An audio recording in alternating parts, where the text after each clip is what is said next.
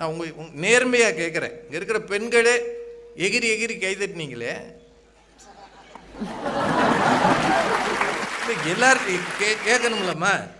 இப்போ கல்யாணத்துக்கு முன்னாடி இப்போ இவர் இருக்கிறார், அவருக்கு ஒரு தங்கச்சி இருக்கிறாங்கன்னு வைங்க.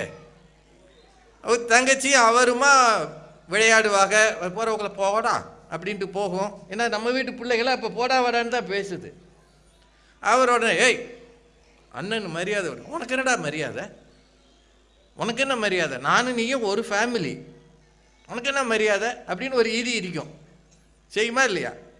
தம்பி இருப்பான், ஒருவேளை அவன் என்ன செய்வான், அண்ணன் சட்டை எடுத்து போட்டு போயிடுவான், அல்லது அண்ணன் பைக் எடுத்து அவன் 2 ரவுண்டு அடிப்பான். இதெல்லாம் செய்கிறாங்களா இல்லையா? நீங்கள் கேட்குறது கொஞ்சம் ஃபாலோ பண்ணுங்க. கல்யாணம் முடிச்சு ஒரு அம்மா அந்த வீட்டில் உட்காருது. வாங்க, உங்கள் ஃபேமிலியெல்லாம் ஒரு வித்தியாசமாக இருக்கு, எனக்கு ஒரே ஒரு விஷயம் பிடிக்கவே இல்லை. அவள் என்ன உங்களோட சின்ன பொண்ணு, உங்களை போடா வாடான்றா. இது வரைக்கும் எப்படி வேணாலும் இருக்கட்டும், ஃப்ரம் டுடே